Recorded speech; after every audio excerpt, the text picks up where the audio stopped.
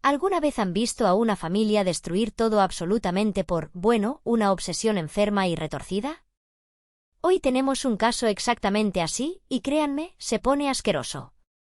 Mi cuñada sigue tratando de controlar mi boda de la manera más descarada, tóxica y cruel posible, pero es en realidad mi prometido quien le ha estado dando este poder y estas ideas desde el principio. Perdón de antemano si me extiendo demasiado, pero incluso después de quitar algunas cosas, esto quedó realmente larguísimo porque necesito desahogar cada detalle de esta pesadilla. Uso una cuenta desechable para que, y con suerte, Camila, el monstruo que arruinó mi vida, no lo encuentre. Mi prometido Mateo, de 29 años, y yo, Elena, de 28, llevamos casi 4 años de relación. 4 años que yo creía que eran un cuento de hadas, una historia de amor verdadero construida con paciencia, sueños compartidos y lo que yo juraba que era un respeto inquebrantable. Nos conocimos en una pequeña cafetería en Coyoacán y desde ese primer café, él me hizo creer que yo era el centro de su universo. Mateo era atento, caballeroso, siempre dispuesto a escucharme. O al menos, esa fue la máscara que llevó puesta durante todo este tiempo. Me propuso matrimonio hace unos 7 meses en una velada absolutamente hermosa. Había reservado una terraza en un restaurante elegante con vista al Zócalo de la Ciudad de México. Hubo mariachis, un anillo precioso que brillaba bajo la luz de la luna, y lágrimas de felicidad genuina corriendo por mis mejillas. En ese instante, yo era la mujer más afortunada de todo México. Y como si el destino quisiera multiplicar nuestra alegría, poco después de esa noche mágica, empecé a sentir unos mareos extraños y un cansancio inusual. Tras hacerme un par de pruebas, nos enteramos de que estaba embarazada de nuestro primer bebé. Estábamos planeando hacer la boda en la primavera del próximo año, llenos de ilusión, imaginando cómo mi pancita se vería hermosa bajo el vestido de novia, celebrando no solo nuestro amor, sino la creación de nuestra nueva familia. Mateo tiene una hermana gemela a la que llamaremos Camila. Desde el inicio de nuestra relación, siempre noté que Camila tenía una presencia demasiado asfixiante en la vida de Mateo, pero él lo justificaba diciendo que al ser gemelos, tenían un vínculo especial. Yo, cegada por el amor y queriendo ser la novia comprensiva, ignoré las banderas rojas. Mateo y yo decidimos que el mundo debía saber de nuestra doble bendición, así que anunciamos el compromiso y mi embarazo al mismo tiempo. Hicimos una publicación muy bonita y sumamente emotiva en Facebook. Subimos un par de fotos, una del anillo brillando con la Catedral Metropolitana de fondo y otra, la más especial, una foto del ultrasonido. Le pusimos un texto que decía algo como «La familia García se agranda». 2 nuevas incorporaciones en camino para llenar nuestro hogar de amor y luz.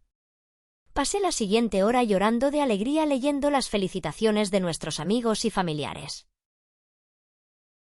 Sin embargo, la burbuja de felicidad reventó en cuestión de minutos. Camila comentó casi de inmediato en la publicación, y su comentario fue como un balde de agua helada. Sin siquiera una sola palabra de felicitación por el compromiso o por su futura sobrina, escribió públicamente que tendríamos que esperar hasta el otoño del año que viene para casarnos, simplemente porque, según sus propias palabras, ella se ve mucho mejor con colores de otoño. Y no se detuvo ahí. Añadió con un descaro enfermizo que, como mi madrina de lazo y dama de honor principal, ella tendría voz y voto absolutos para elegir los vestidos de todas las damas. Literalmente me quedé mirando la pantalla del teléfono, sintiendo un nudo de angustia formándose en mi estómago, preguntándome si había leído mal. Era mi boda, mi embarazo, mi anuncio, y ella lo había secuestrado para hablar de su paleta de colores. Le enseñé el comentario a Mateo de inmediato, esperando que él reaccionara con la misma indignación que yo. Le pregunté por qué demonios su hermana pensaba que iba a ser mi dama de honor. Él simplemente desvió la mirada, se encogió de hombros con una actitud cobarde y murmuró que no tenía ni idea, que seguro era solo una broma de mal gusto. Pero yo sabía que no era una broma. Así que tomé aire, intenté ser lo más diplomática y madura posible, y le escribí por mensaje privado para aclarar las cosas antes de que el malentendido creciera. Este fue el intercambio exacto que tuvimos, el cual guardé porque no podía creer su nivel de audacia. Le escribí: «Hola Camila, vi que ya viste nuestro anuncio en Facebook. Gracias por estar lista para apoyarme, pero todavía no hemos empezado a ver la logística de la boda. No he escogido a mis damas y mucho menos a mi dama de honor. Cuando tengamos más detalles resueltos, te avisaremos con gusto. Su respuesta fue inmediata, arrogante y dictatorial. Bueno, ya no tienes que escoger dama de honor. Yo soy tu dama de honor. Sentí que la sangre me hervía. Tragué saliva, intentando mantener la compostura por el bien de mi bebé, y le respondí, no entiendo. Yo nunca te lo pedí. Y ella, con una soberbia que sobrepasa cualquier límite humano, contestó, no hace falta que lo pidas. Por eso soy tan buena hermana. Mis manos temblaban de rabia al teclear mi respuesta final, estableciendo un límite claro, lo siento, tú no eres mi dama de honor. Su último mensaje fue corto, pero sonó como una amenaza venenosa. Ya veremos eso. Esperen, ¿qué? ¿En serio está amenazando a la novia embarazada? Esta chica está totalmente loca. Si esta fuera su cuñada, ¿qué le responderían por mensaje para ponerla en su lugar? Le mostré los mensajes a Mateo, buscando su protección, esperando que tomara el teléfono y pusiera a su hermana en su lugar de una vez por todas. Él suspiró, frotándose la frente como si yo fuera la que estaba causando un problema, y dijo débilmente que él se encargaría. No sé qué tan extensa o firme fue su supuesta conversación con ella, o si es que siquiera existió tal plática. Lo único cierto es que Camila nunca volvió a mencionar explícitamente el tema de ser mi dama de honor. Pero eso no significaba que hubiera aceptado mi decisión. Al contrario. Simplemente sacó su actitud tóxica, controladora y venenosa de otras maneras mucho peores, tejiendo una red de manipulación a mis espaldas.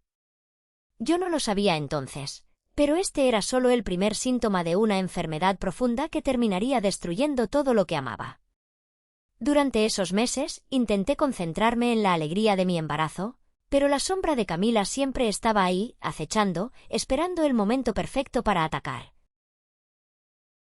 A pesar de la tensión constante que flotaba en el aire cada vez que la familia de Mateo estaba cerca, intenté seguir adelante. Al día de hoy, Mateo y yo ya habíamos avanzado significativamente con los preparativos de la boda. Habíamos apartado los lugares, el banquete, las flores, las decoraciones y hasta el DJ. Queríamos que todo estuviera perfecto antes de que mi vientre creciera demasiado.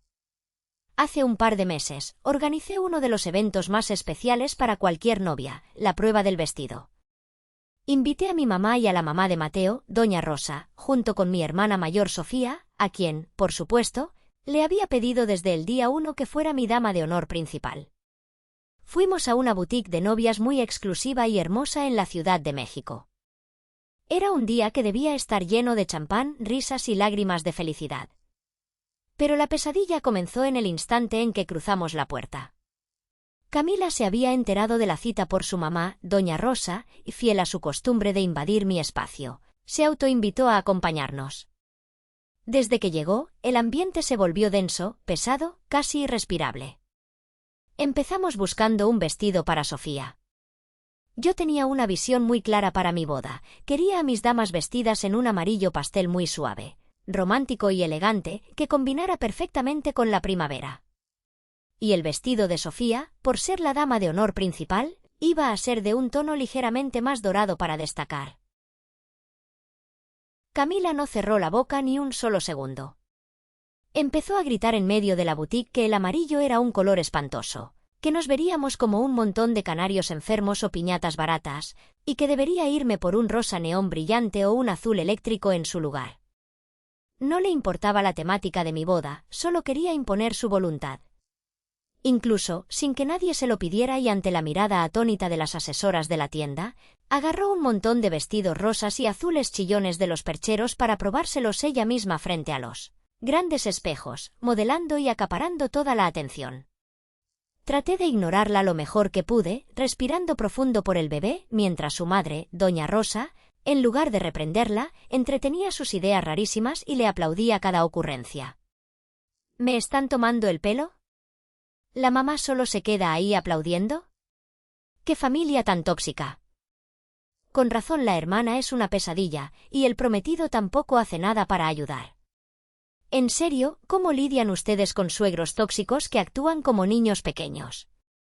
Sofía y mi mamá hacían comentarios constantes, tratando de mantener la paz pero defendiéndome, diciendo que esta era mi boda, mi decisión, y que si Camila no iba a ayudar de forma constructiva, debería irse y dejarnos disfrutar el momento. Por desgracia, la muy cínica no se fue. Se quedó ahí plantada, con una sonrisa maliciosa. Y yo, en mi intento desesperado de evitar un drama mayor, fui demasiado buena y prudente como para echarla a gritos delante de mi suegra, con la que ya tenía una relación bastante tensa y frágil. Nuestras mamás pudieron comprar sus vestidos para la ceremonia con poca interferencia de Camila, pero en cuanto llegó mi turno de empezar a probarme los vestidos de novia, ella desató todo su arsenal de veneno. Mientras yo me miraba en el espejo, intentando sentirme hermosa a pesar de las náuseas matutinas y el cansancio, Camila tuvo de todo para decir. Me atacaba desde todos los ángulos. Me decía que ciertos estilos ajustados no se verían bien cuando tuviera cuerpo de mamá postparto, haciendo énfasis en cómo mis caderas ya se estaban ensanchando por el embarazo. Pero el insulto más grande, el que me hizo hervir la sangre, fue cuando se atrevió a decirme en voz alta, frente a todas las empleadas de la boutique, que debería considerar seriamente no usar el color blanco, ya que, obviamente no soy virgen y todos lo saben porque llevo un bebé adentro. Sentí que la cara me ardía de humillación, vergüenza y una rabia indescriptible. Era una humillación calculada, diseñada para herirme en lo más profundo. Me giré hacia ella, mirándola directamente a los ojos con furia, y le dije con voz firme y cortante que ella tampoco era virgen cuando se casó hace años, y aún así tuvo el descaro de llevar un adorable e inmaculado vestido blanco a su boda civil en el juzgado. El golpe dio en el blanco. Su cara se desfiguró de rabia.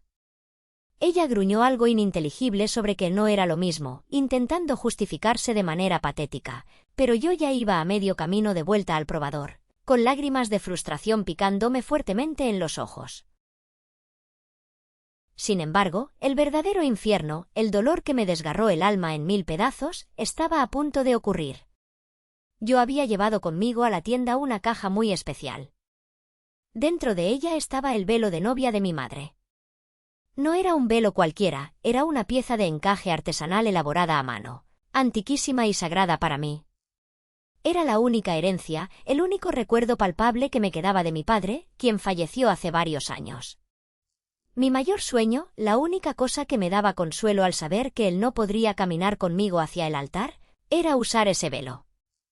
Quería sentir que, al llevarlo puesto, él me estaba abrazando y bendiciendo mi matrimonio. Todavía no sé exactamente qué pasó mientras yo estaba ahí dentro del probador intentando calmar mi respiración. Escuché un ruido extraño, como el de una tela fina enganchándose y rasgándose violentamente. Salí deprisa, con el vestido de novia a medio abrochar, sintiendo un pánico irracional. Cuando salí, Camila y mi suegra ya no estaban en la sala de espera. Se habían esfumado. Sofía estaba de pie, paralizada, y mi madre se cubría la boca con las manos, mortalmente pálida. Sobre un sillón de terciopelo yacía el velo de mi padre. Estaba cortado. Destrozado. Había sido desgarrado por la mitad de una manera que claramente no fue un accidente. Las tijeras de la costurera de la boutique estaban sospechosamente cerca. Más tarde me enteraría por las vendedoras que Camila lo había agarrado, fingiendo admirarlo, y convenientemente se le atoró con la bisagra de una puerta pesada, tirando de él hasta destruirlo por completo, para luego huir como una cobarde con su madre. Caí de rodillas en el piso de la boutique. Lloré con un dolor tan primario y agónico que sentí que me asfixiaba.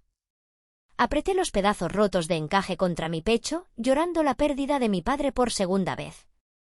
Esa misma noche, cuando le conté a Mateo, ahogada en llanto, esperando que explotara de rabia contra su hermana, su reacción me dejó muerta en vida.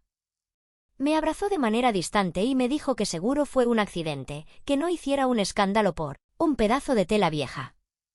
Ese fue el momento en que mi corazón se fracturó. Él no me estaba protegiendo de la maldad pura de su hermana. ¡Qué basura de hombre!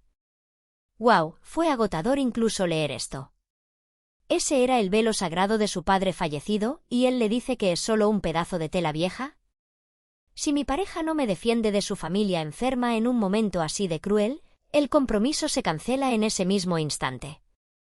Ella debió huir en ese mismo segundo. Después del imperdonable incidente con el velo, tomé la decisión de proteger lo que quedaba de mi paz mental. Nunca hablaba de los detalles logísticos ni financieros de la boda con Camila si podía evitarlo. Era evidente que cualquier información que cayera en sus manos sería utilizada como un arma en mi contra. Pero, para mi desgracia, mi prometido no compartía mi sentido de preservación. En más de una ocasión, he escuchado a Mateo compartiéndole por teléfono absolutamente todos nuestros planes, presupuestos e ideas más íntimas a su hermana. Mateo y yo habíamos tenido largas conversaciones sobre el presupuesto. Con un bebé en camino, cada peso contaba. Por eso, habíamos acordado hacer un menú estilo buffet para la recepción. Además de que en nuestras familias mexicanas amamos comer a nuestro ritmo, teníamos muchas restricciones alimentarias entre los invitados y ofrecer estaciones de tamales oaxaqueños, carnitas y barbacoa era la forma más inteligente, deliciosa y sobre todo barata de acomodar a todos. Hacerlo de esta manera nos representaba literalmente una diferencia a favor de unos 50,00 pesos, una cantidad de dinero gigantesca que necesitábamos para los gastos del hospital, los pañales y la cuna de nuestra hija. Pero cuando Mateo, en su infinita estupidez, le contó esto a Camila, ella estalló. Le dijo a Mateo por teléfono, con un tono lleno de asco y elitismo, que él merecía a alguien que no fuera a ir a lo barato en su boda, insinuando que mi idea de dar comida tradicional era de clase baja y que yo era una muerta de hambre que no estaba a su altura. Y lo peor es que, aunque el buffet había sido inicialmente una idea sugerida por él mismo para ahorrar, Mateo no tuvo el valor de decírselo y defender nuestra decisión. También cometió el error de contarle sobre nuestras sedes. Él escogió el lugar moderno para la recepción de la fiesta, pero yo escogí con todo mi corazón el lugar de la ceremonia religiosa. Elegí una hermosa y antigua hacienda en las afueras de la ciudad, exactamente el mismo lugar histórico donde se casaron mis padres hace décadas. Como mi papá falleció y la herida de su ausencia sangraba cada día más al acercarse la boda, ya que no podría llevarme al altar, yo siempre quise casarme en el mismo lugar que él pisó con mi mamá. Quería sentir, de alguna forma mágica y espiritual, que él estaba ahí con nosotros, observándome desde el cielo entre esos viejos arcos de piedra. Era una decisión cargada de un valor sentimental incalculable.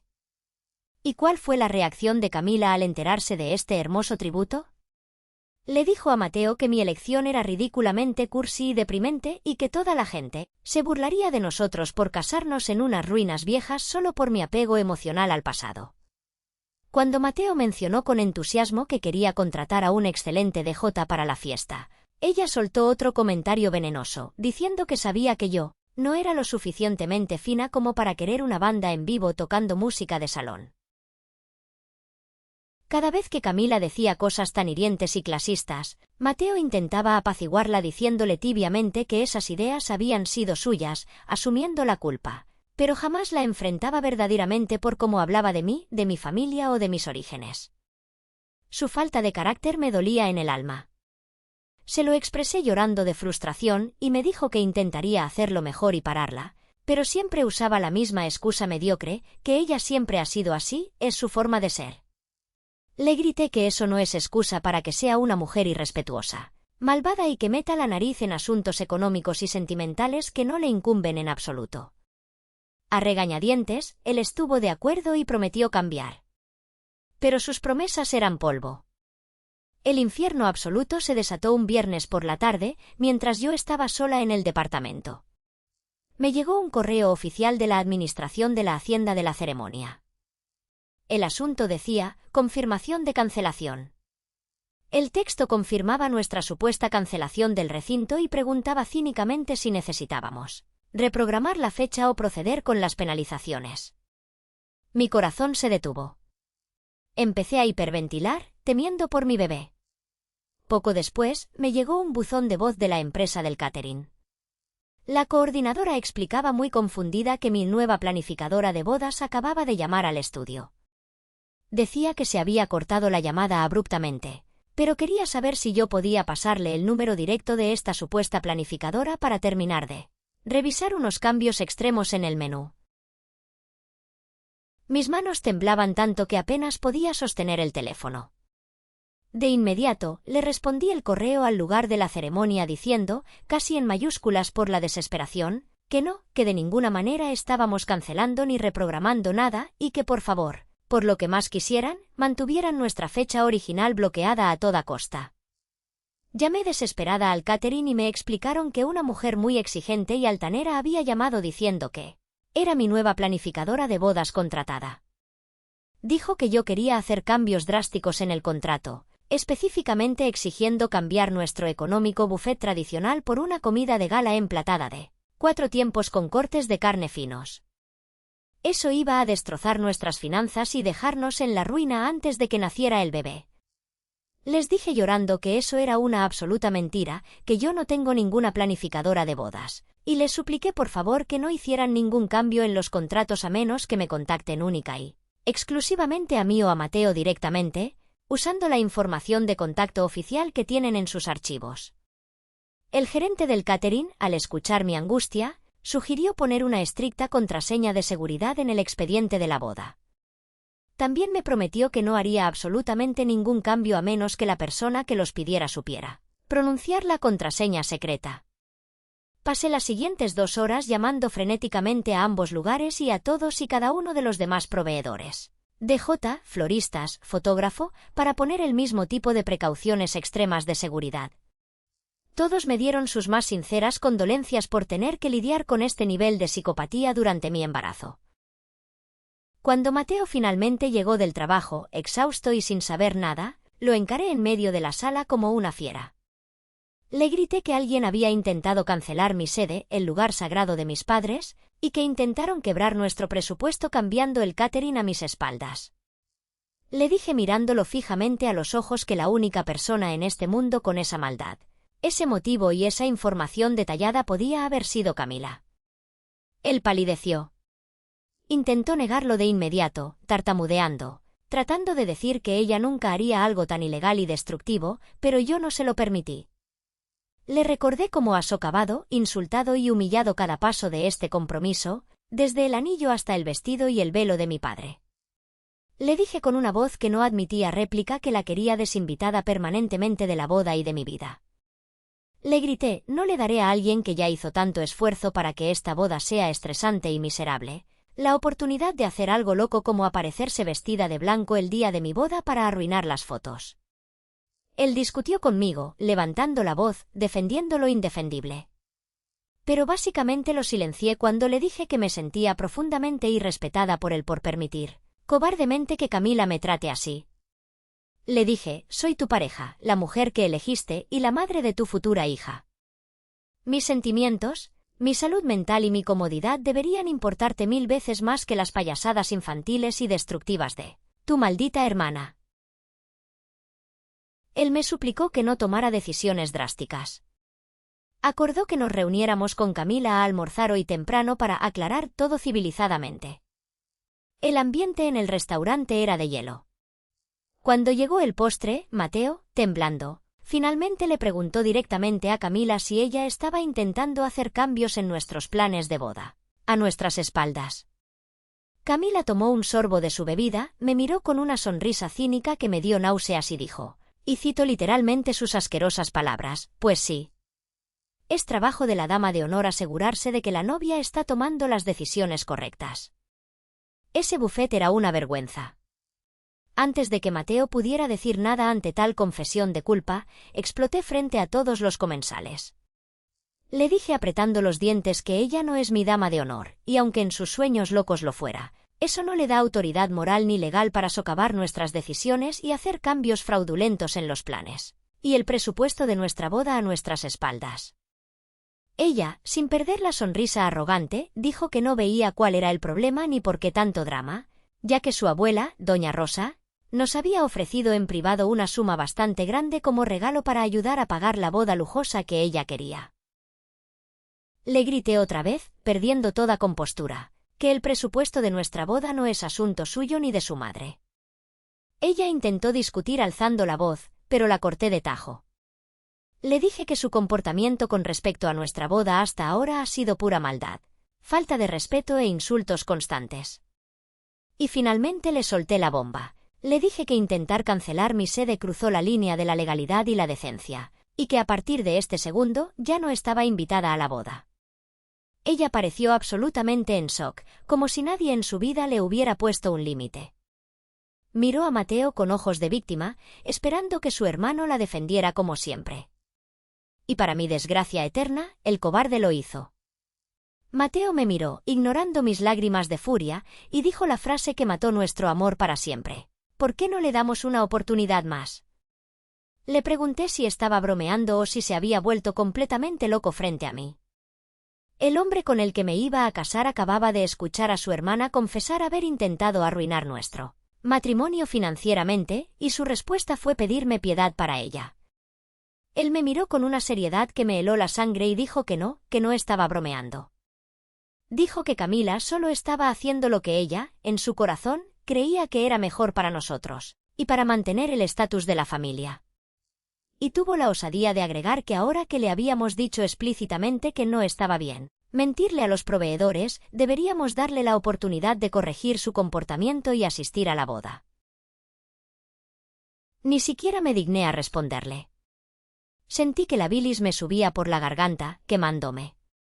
Simplemente me levanté de la mesa, dejando mi comida a medias. Tomé mi bolso y me fui del restaurante sin mirar atrás. Caminé hacia el estacionamiento sintiendo que el mundo giraba a mi alrededor. Me subí a mi coche y cerré la puerta de golpe, dejándome caer sobre el volante. Manejé a casa con las manos aferradas al volante hasta que los nudillos se me pusieron blancos, pensando con cada kilómetro que si él quería ponerse incondicionalmente del lado de su hermana manipuladora, entonces podía depender de ella para que le resolviera la vida y lo llevara al trabajo de ahora en adelante. Ignoré todos y cada uno de sus intentos desesperados de contactarme. Mi celular vibraba sin parar en el asiento del copiloto, pero yo solo veía borroso por las lágrimas de pura rabia. Ya en el departamento que compartíamos, agarré la primera maleta pequeña que encontré en el closet y empecé a aventar ropa, mis artículos de higiene, mis vitaminas prenatales y los documentos del embarazo. Sentía que no podía respirar en ese lugar que hasta hace unas horas llamaba hogar. Cerré la maleta y me fui directamente a la casa de mi hermana Sofía.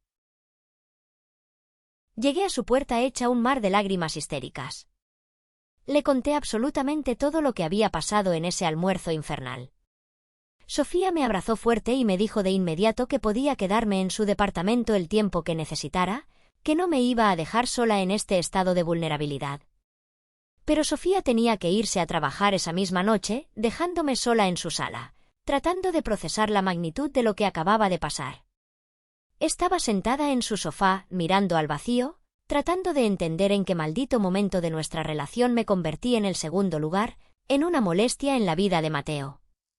Tratando de ver si, por algún milagro, había alguna forma de arreglar lo que él acababa de romper tan profundamente dentro de mí. Mateo seguía alternando sus mensajes en mi celular. En un mensaje me preguntaba desesperado dónde estaba, en el siguiente decía, tratando de manipularme, que no creía que esto fuera para tanto, y en el tercero se disculpaba llorando, pidiéndome que volviera a casa para hablar como adultos. No me sentía lista para hablar con él todavía. Seguía demasiado alterada, con la presión arterial por los cielos, y sentía un miedo real de que iba a hacer o decir algo de lo que me arrepintiera gravemente. En ese momento oscuro en el sofá de Sofía, la idea de cancelar la boda por completo empezó a enraizarse en mi mente, pesada y fría. Acababa de pasar toda la tarde diciéndoles a todos mis proveedores que no estábamos cancelando la boda, pero ahora mismo, en la soledad de la noche, como que quería hacerlo y terminar con todo este sufrimiento. Estaba dudando de mi propia cordura. No sabía si eran mis hormonas del embarazo haciéndome sentir loca, paranoica e irracional, o si era completamente válido lo herida y traicionada que me sentía en lo más profundo de mi ser. Simplemente no sabía qué hacer ni qué pensar. Pasé la noche en vela, llorando hasta que me quedé sin lágrimas. Al día siguiente, tomé valor y decidí que necesitaba enfrentarlo y terminar esta farsa. Le mandé un mensaje diciendo que fuera al lobby del edificio de Sofía. Cuando bajé, él estaba ahí. Pero la verdadera traición, la puñalada final y letal que me demostraría que Mateo no solo era un hombre débil, sino un traidor despiadado, estaba a punto de salir a la luz de la forma más dolorosa posible. Empezó con su discurso patético de disculpas vacías. Luego intentó decirme que estaba exagerando por las hormonas. Pero para calmar la situación, sacó una pequeña bolsa de regalo. Lo miré con asco y le pregunté qué era eso. Él sonrió, intentando ser tierno, y sacó unos zapatitos de bebé. Eran de color rosa. Mi corazón dio un vuelco que me cortó la respiración. Nosotros habíamos decidido, por mutuo y estricto acuerdo desde el primer mes, que queríamos sorprendernos con el sexo del bebé el día del parto. Era nuestro pacto especial, la sorpresa más grande de nuestras vidas. Habíamos hablado de nombres, dejando 3 favoritos para niño y 3 para niña, pero juramos guardarlos para nosotros hasta tener a nuestra criatura en brazos. Le pregunté, con la voz temblando de pavor, de dónde había sacado eso y por qué estaba asumiendo el color rosa. Él se quedó paralizado, como un venado encandilado a mitad de la carretera en la noche. Se echó para atrás físicamente, pero yo insistí, acorralándolo contra la pared del lobby. Le pregunté directamente, casi gritando, si él sabía el sexo del bebé. Dudó. Sudaba frío. Pero al final, al verse acorralado por mi furia, confesó su peor pecado. Me confesó que recordaba que yo llené un formulario de autorización de información médica en mi primera visita, con la doctora obstetra. Así que el muy cobarde llamó al consultorio médico a mis espaldas, pidió hablar con las enfermeras, y exigió los resultados del estudio genético y del sexo del bebé, alegando mintiendo descaradamente que habíamos cambiado de opinión y que él me organizaría una fiesta sorpresa, de revelación de género. Me sentí físicamente enferma, violada, ensuciada. Le pregunté qué carajos estaba pensando al hacer semejante monstruosidad a mis espaldas. Y su respuesta fue el clavo en el ataúd de nuestra relación. Dijo, con la voz quebrada, que lo hizo porque Camila se estaba sintiendo excluida de todo el proceso porque Sofía estaba planeando mi fiesta de baby shower y no la incluía en las decisiones. Dijo que Camila simplemente no podía esperar para enterarse. Para contentar a su hermanita, Mateo violó mi confianza médica, averiguó el sexo de mi hija, y fue corriendo a decírselo a ella primero. Camila, la mujer que destruyó el velo de mi padre, lo supo antes que yo. Le exigí gritando que me contara todo. ¿Qué más había hecho a mis espaldas? ¿Él le dio la idea de hacerse pasar por nuestra planificadora de bodas? Él intentó decirme que no, que por supuesto que no, que ella lo hizo sola. Pero yo podía notar cómo mentía descaradamente. Él absolutamente la instigó a todo esto con su debilidad. Y entonces soltó la frase más dolorosa. Me dijo, y cito, de hecho, Camila sí tiene algunas ideas de cómo podríamos llamar a nuestra hija. En ese instante, la mujer paciente y enamorada desapareció del universo. En ese punto ya ni me importaba el porqué de nada. Estaba claro como el agua que ninguna decisión en nuestra vida, ni siquiera el nombre de nuestra propia hija, sería realmente nuestra. Él siempre hará lo que le dé la regalada gana para complacer a su hermana y hará que Camila lo respalde. Ni siquiera quería pensar cuántas decisiones nuestras, entre comillas, del pasado fueron totalmente socavadas y cambiadas por ellos dos en secreto. Lo miré con un desprecio absoluto. Le dije que como la mujer que se supone que iba a ser su esposa frente a Dios, yo y la bebé que estoy llevando en mis entrañas, deberíamos ser su máxima y única prioridad, no su maldita hermana gemela controladora. Le dije, señalándolo con el dedo, que el irse a mis espaldas por algo tan sagrado, tan nuestro, e importante como el sexo de nuestra bebé es absolutamente y permanentemente imperdonable. Le dejé muy claro que no hay nada, absolutamente nada que pueda decir o hacer en esta tierra para arreglar esto ahora. Me erguí, secándome las lágrimas, y le dicté su sentencia, ya no me casaré contigo. Le dije que la boda estaba muerta, pero que depende de él si quiere cancelar todos los proveedores o perder el dinero. Lo miré de arriba abajo, con la voz más fría que jamás haya usado, y le solté la última puñalada verbal. Eres más que bienvenido a usar absolutamente todo lo pagado para casarte con Camila, ya que claramente es a quien más le importas y amas en este mundo. Él rompió a llorar, intentó retroceder, disculparse de rodillas y explicar, Pero cada vez yo lo cortaba y le decía que ya había oído suficiente basura y que mi decisión estaba tomada y sellada en piedra. No hay vuelta atrás. Le dije que cualquier maldito contacto que tengamos de aquí en adelante será única y exclusivamente a través de mi abogado, cuya tarjeta le dejé tirada a sus pies. Me di la media vuelta, sintiendo como el inmenso peso de su toxicidad se desprendía de mis hombros, y lo dejé ahí, llorando como un niño en el suelo, mientras las puertas del ascensor se cerraban, separándome de él para el resto de mi vida. Después de haber dejado a Mateo llorando en el lobby del edificio de mi hermana, subí al departamento de Sofía sintiendo que el alma me pesaba 1000 kilos, pero al mismo tiempo, con una claridad mental que nunca antes había experimentado. La venda del amor ciego había sido arrancada de mis ojos con una violencia brutal.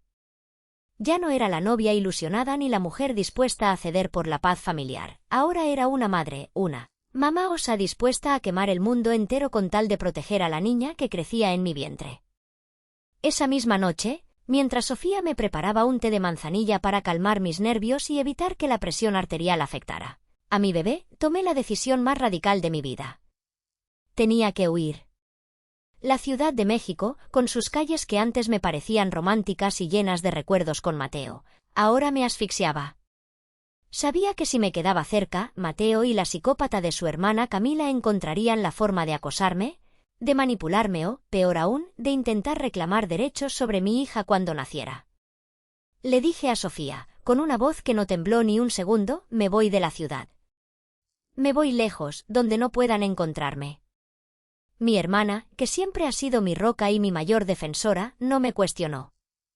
Al contrario, sacó su computadora y me dijo, entonces empecemos a empacar tu vida. A la mañana siguiente, a primera hora, llamé al Departamento de Recursos Humanos de mi empresa. Llevaba años siendo una empleada ejemplar y sabía que teníamos una sucursal importante en Mérida, Yucatán. Les expliqué mi situación, omitiendo los detalles más sórdidos, pero dejando claro que necesitaba un traslado urgente por motivos de seguridad y salud emocional, a casi 1500 kilómetros de distancia de mi infierno actual. Mi jefe, que siempre me había valorado, movió cielo y tierra. En cuestión de horas, me aprobaron el traslado y una licencia pagada anticipada para que pudiera hacer la mudanza y establecerme, antes de que mi embarazo avanzara más. La cálida, pacífica y hermosa ciudad de Mérida iba a ser mi nuevo refugio, el lugar donde mi hija daría sus primeros pasos, lejos de la toxicidad de los García. El siguiente paso en mi plan de fuga era recuperar mi dinero. Me senté en la mesa del comedor de Sofía, con una libreta y mi teléfono, dispuesta a desmantelar la boda que había planeado con tanta ilusión. Llamé primero a la antigua hacienda donde se casaron mis padres. Con el corazón encogido, le expliqué al gerente que la boda se cancelaba definitivamente. Para mi inmensa sorpresa, el hombre fue increíblemente empático. Me dijo que, considerando los extraños intentos de cancelación previos por parte de esa falsa planificadora, y notando la angustia en mi voz, harían una excepción a la política de no reembolso. Me devolvieron la mayor parte de mi depósito. Luego llamé a la empresa del banquete, la de las carnitas y la barbacoa. La coordinadora, recordando la humillante llamada de Camila el día anterior, se compadeció de mí de una manera que me hizo llorar de gratitud. Señorita Elena, me dijo, nadie merece pasar por esto en su estado. Le devolveremos su dinero íntegro. Hice lo mismo con el DJ, el florista y el fotógrafo. En total, logré recuperar casi 100,000 pesos de los anticipos. Ese dinero, que estaba destinado a celebrar una mentira, ahora sería el fondo de emergencia para asegurar el futuro de mi bebé y pagar mi nueva vida en Yucatán. Mientras yo lidiaba con el torbellino financiero y logístico, Sofía se ofreció a ayudarme a blindar mi huella digital. Sabíamos que Camila era lo suficientemente retorcida como para intentar hackear mis cuentas o rastrear mis movimientos. Sofía tomó mi laptop, la cual Mateo y yo solíamos compartir ocasionalmente en el pasado, para empezar a cambiar todas mis contraseñas de correos, bancos y redes sociales. Yo estaba en la otra habitación empacando mis libros cuando escuché a Sofía soltar un grito ahogado. Un grito que no era de susto, sino de un asco profundo, visceral, como si hubiera visto un cadáver en descomposición. Corrí hacia la sala con el corazón latiendo a 1000 por hora. Sofía estaba pálida, con los ojos muy abiertos, mirando la pantalla de la laptop. Tenía una mano cubriéndose la boca. ¿Qué pasa?, le pregunté, sintiendo un sudor frío recorrer mi espalda. Ella levantó la vista hacia mí, con lágrimas de pura repulsión en los ojos, y me dijo con voz temblorosa: Elena. Mateo nunca cerró su sesión de Apple en esta computadora. Sus mensajes de iMessage se están sincronizando en tiempo real. Dios mío, sentí que se me revolvía el estómago solo de leer eso. ¿Sincronizando en tiempo real? Exactamente por esto siempre debes cerrar tu sesión de Apple, pero esperen, ¿qué demonios van a encontrar ahí? Honestamente estoy aterrorizada en este momento. Me acerqué a la pantalla. Lo que vi en esos mensajes destruyó cualquier último rastro de humanidad que yo creyera que Mateo poseía. No eran mensajes normales entre hermanos. No eran peleas, ni chismes familiares. Era un hilo interminable de conversaciones entre Mateo y Camila que evidenciaban, sin el más mínimo margen de duda, que mantenían una relación sexual y romántica incestuosa desde que eran adolescentes. El aire abandonó mis pulmones. La bilis subió por mi garganta de manera violenta. Corrí al baño y vomité todo lo que tenía en el estómago. Cuando logré reunir las fuerzas para volver a salir, Sofía me sostuvo mientras leíamos juntas el horror absoluto. Había mensajes recientes, de la misma semana en que intentaron cancelar mi boda. Camila le había escrito a mi prometido: ¿te acuerdas cuando hacíamos X y Z en la casa de la abuela cuando éramos adolescentes? Extraño que me toques así. Y él le respondía con una devoción enfermiza, confirmando que la deseaba. Pero el mensaje que me rompió y me llenó de una furia asesina fue uno donde hablaban de mí. Camila le había escrito: apuesto a que la estúpida de Elena no te hace a veces tan bien como yo. No sé por qué te vas a casar con ella, sabes que siempre seré yo tu verdadera dueña. Y Mateo, el hombre que me había jurado amor eterno, el padre de mi hija, le había respondido: solo lo hago por el bebé y para que mi mamá deje de molestar con que siente cabeza. Tú sabes que lo nuestro es único, hermanita. Ese fue el punto de quiebre absoluto. Todo tuvo sentido de golpe.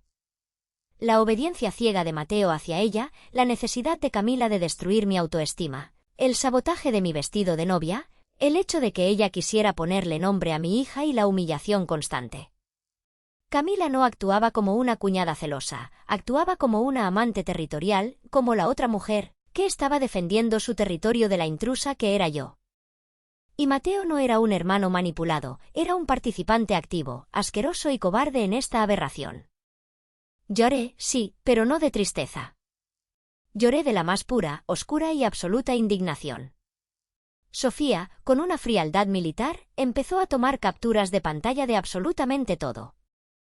De cada texto, de cada fecha, de cada asquerosa confesión de incesto. Guardó todo en una memoria USB cifrada y la guardó en su bolso. Me miró a los ojos y me dijo: este es tu boleto hacia la libertad absoluta. Con esto, esos monstruos no volverán a acercarse a ti ni a tu hija por el resto de la eternidad. Yo asentí lentamente. La víctima había muerto en esa sala. Ahora solo quedaba la verdugo, y estaba lista para hacerlos pagar con sangre y lágrimas ante la ley. ¡Wow! Incesto. Literalmente incesto. Eso es tan enfermizo. ¿Él estaba engañando a su prometida embarazada con su propia hermana gemela? Mi cerebro ni siquiera puede procesar este nivel de basura. ¿Qué harían ustedes en ese preciso segundo? A la semana siguiente, Sofía, mi mamá y yo ya estábamos empacando el camión de mudanza. Dejamos la Ciudad de México de madrugada, sin mirar atrás, en un viaje largo pero liberador hacia el sureste. Cuando llegamos a Mérida, el calor húmedo y vibrante de Yucatán me abrazó como una promesa de renacimiento. Con el dinero que había recuperado de los depósitos de la boda cancelada, renté un departamento hermoso, amplio y luminoso en una zona residencial muy tranquila y segura de la ciudad. Tenía un pequeño balcón donde podía sentarme a sentir la brisa de la tarde. Sofía, que trabajaba de forma remota, se mudó conmigo para ayudarme en la etapa final de mi embarazo, y mi mamá decidió rentar un lugar muy cerca para estar a nuestra disposición. Por primera vez en meses, me sentí verdaderamente a salvo. Podía decorar el cuarto de mi bebé sin escuchar las críticas venenosas de Camila, podía elegir sábanas de colores pasteles, pintar nubes en las paredes y saber que ese pequeño santuario era enteramente mío y de mi hija. Pero sabía que no podía descansar por completo hasta que cortara definitivamente el vínculo legal con la familia de psicópatas que había dejado atrás. Por recomendación de una colega de mi nueva oficina, contraté a uno de los abogados de familia más despiadados, brillantes y respetados de Mérida. El licenciado Ramírez era un hombre de 50 años con mirada afilada que no se andaba con rodeos. Me senté en su elegante oficina, respiré hondo y le conté absolutamente toda la historia. Le hablé del acoso psicológico, del sabotaje de la boda, de la violación de mi privacidad médica y, finalmente, le entregué la memoria USB con las capturas de pantalla de los mensajes de Apple.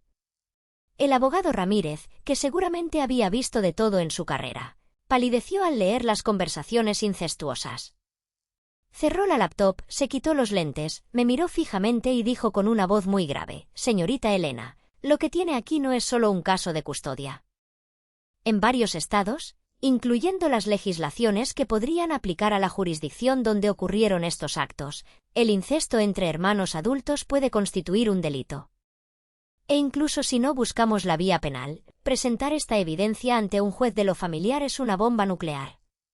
Ningún juez en este país, y mucho menos en un estado tan tradicional como el nuestro, le otorgaría a un hombre con esta conducta derechos sobre una niña recién nacida.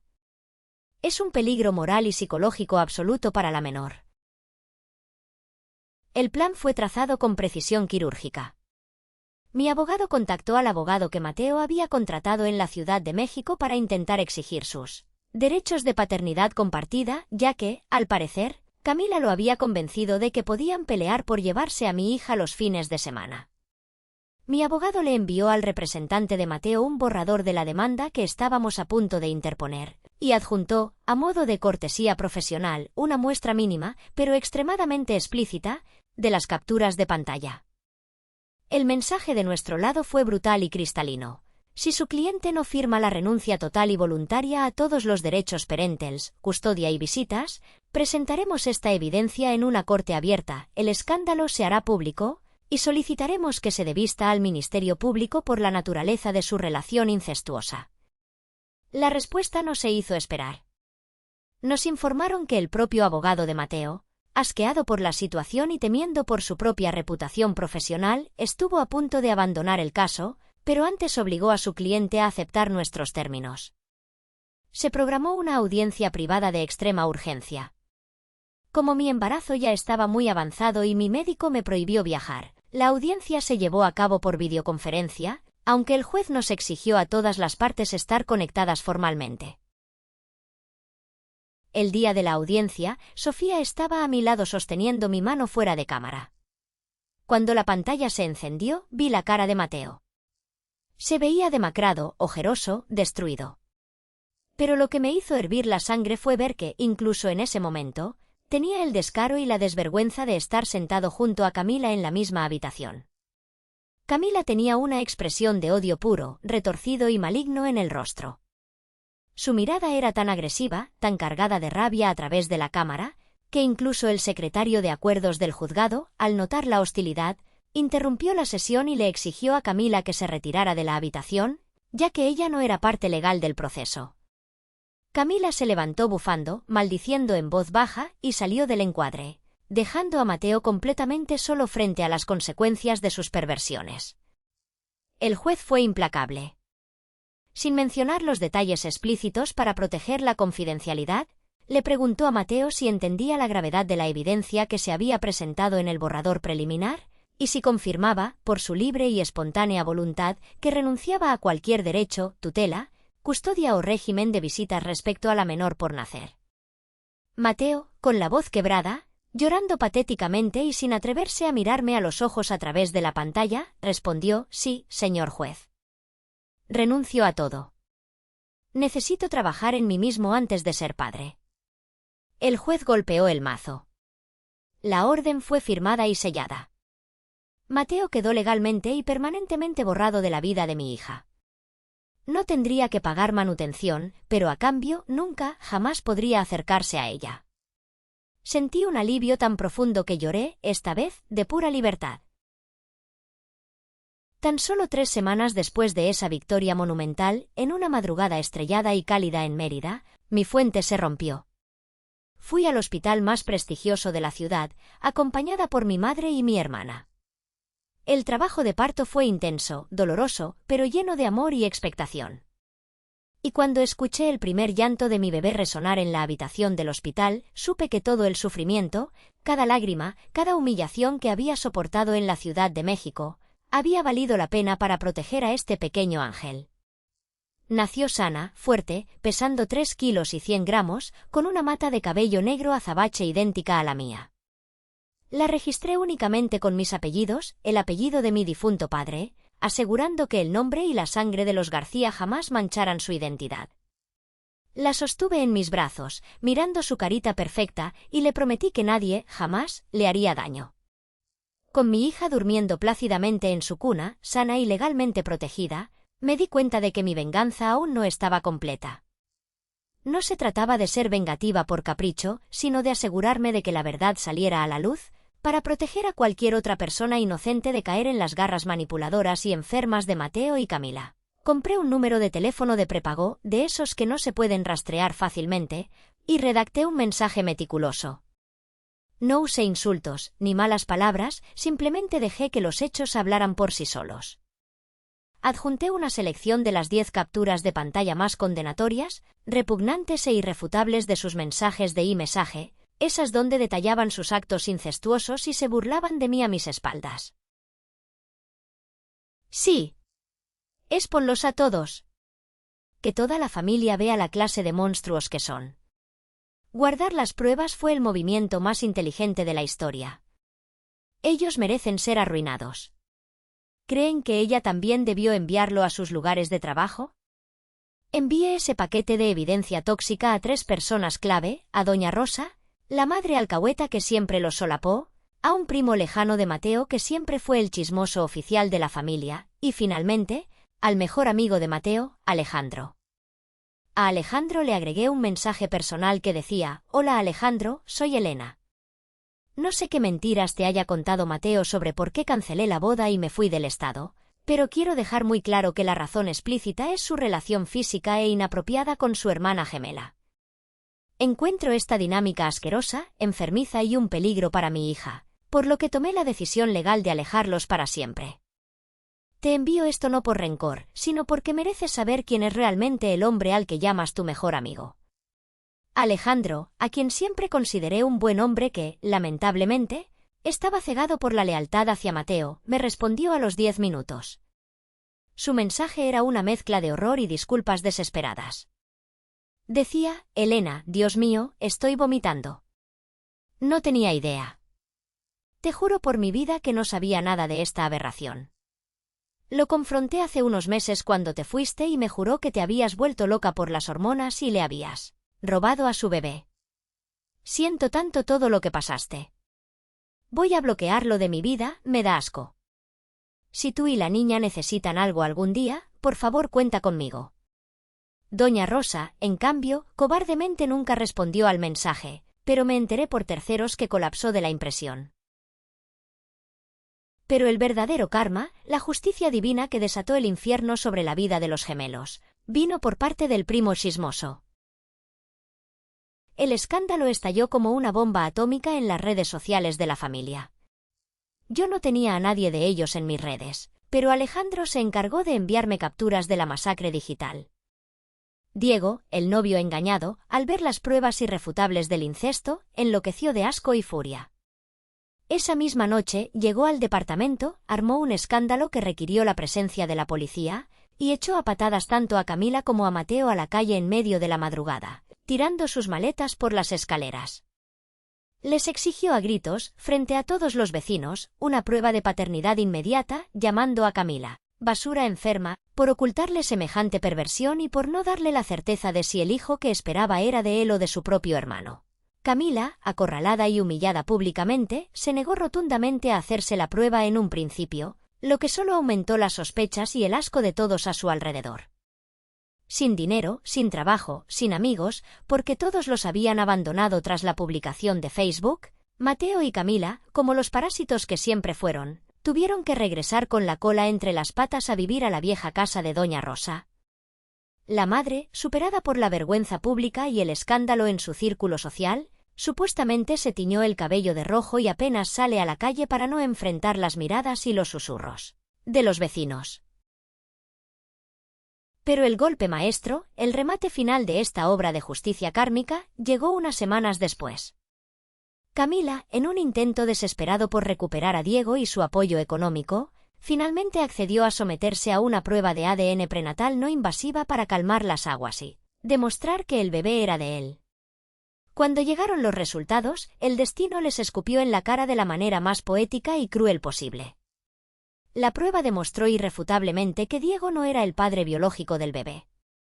Y aunque todos, incluyéndome a mí, pensaron que el bebé era producto de su relación enferma con Mateo, resultó que, tras más investigaciones y lágrimas, Camila había estado engañando tanto a su novio Diego como a su hermano Mateo con un tercer hombre, un compañero de su antiguo trabajo.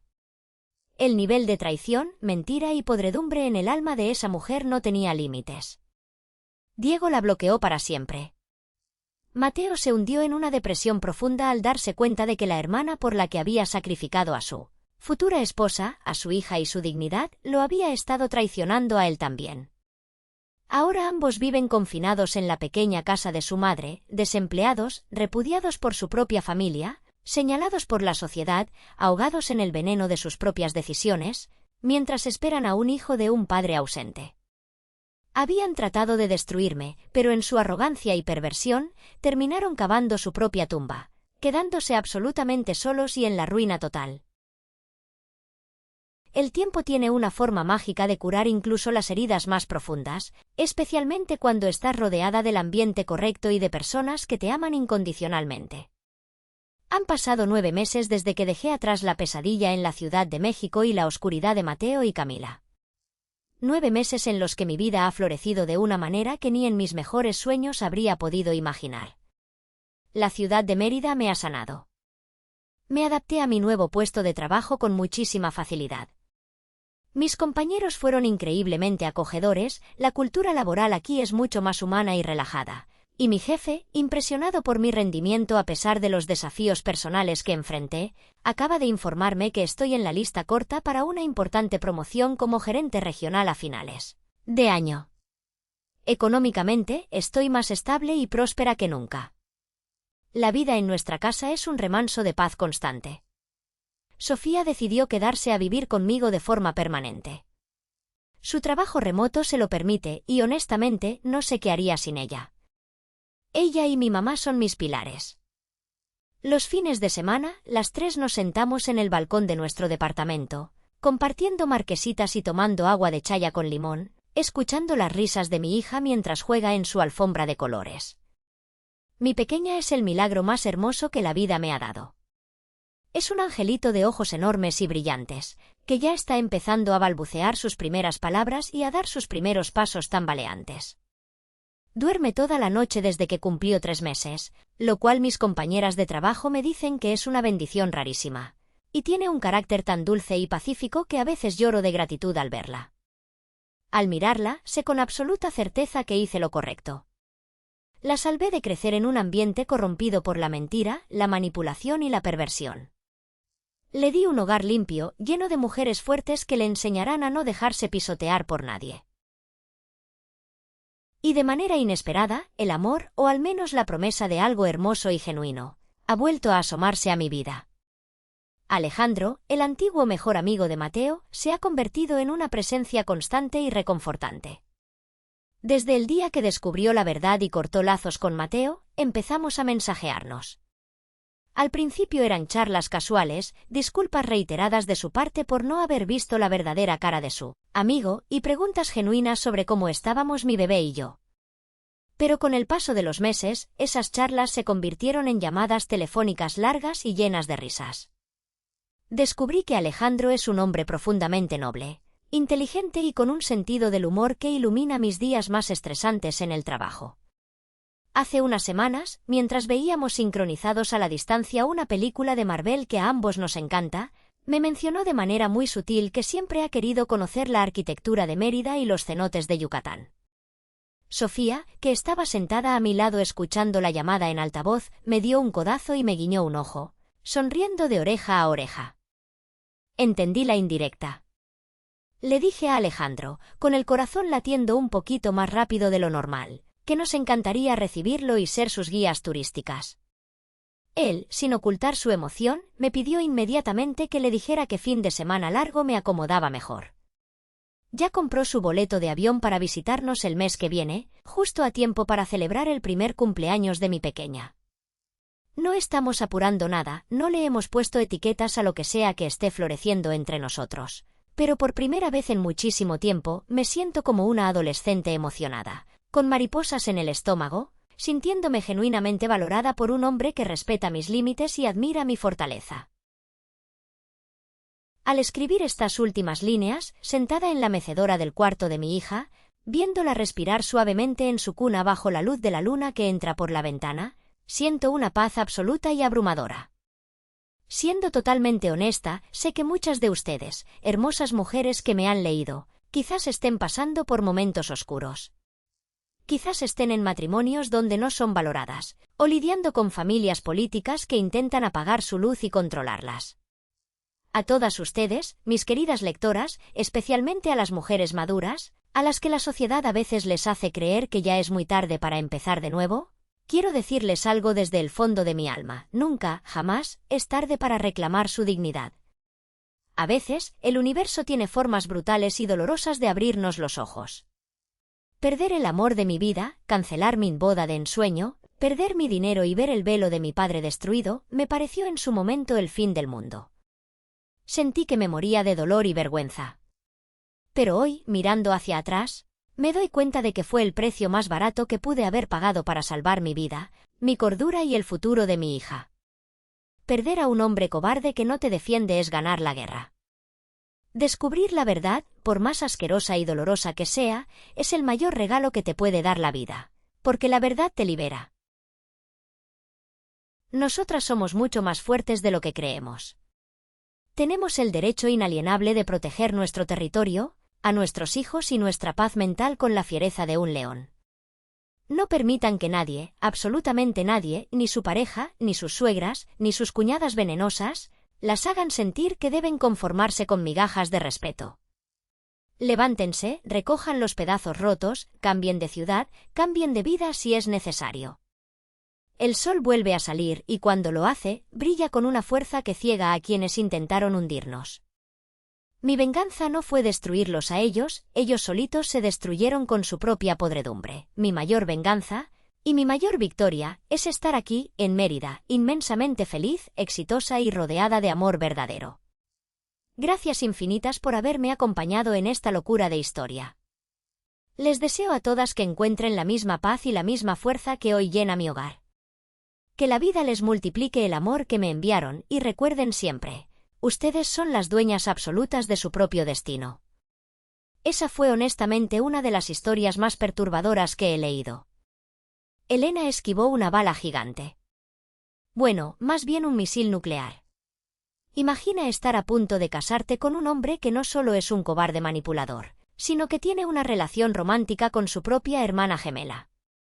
Es vomitivo. Camila no estaba celosa de la boda, estaba defendiendo su territorio, y la mamá, doña Rosa, seguro que en el fondo lo sabía o lo sospechaba y lo permitía. Esa familia entera es un pozo de toxicidad. Me alegra muchísimo que Elena haya tenido el coraje de destruir su reputación y salir de ahí. Ella y su bebé merecen algo 1.000.000 de veces mejor que esa basura de personas. El usuario, TrovabayGamer99, escribió: Ope, eres una reina absoluta. Yo hubiera quemado su casa con ellos adentro, pero tu venganza fue pura y legal. Tienes toda la razón en esto. Quemar la casa suena tentador, pero dejarlos vivir en la miseria con su secreto expuesto al mundo es un castigo mucho más duradero. La cárcel social es lo que se merecen. Cat Lady Karen comentó: No entiendo cómo no se dio cuenta antes. 4 años es mucho tiempo para no notar que tu novio se acuesta con su hermana. Mira, es muy fácil juzgar desde afuera. Cuando estás enamorada y confías ciegamente en alguien, tu cerebro simplemente no procesa la posibilidad del incesto. Es algo tan tabú que ni siquiera lo consideras como una opción. Así que no culpes a la víctima aquí, ella fue manipulada por 2 psicópatas absolutos. Justice for Elena, dice. Espero que Alejandro sea el hombre que siempre soñó. Sí.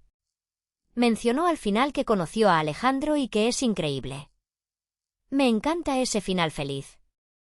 Ella agarró sus pedazos rotos y construyó la vida que realmente merecía.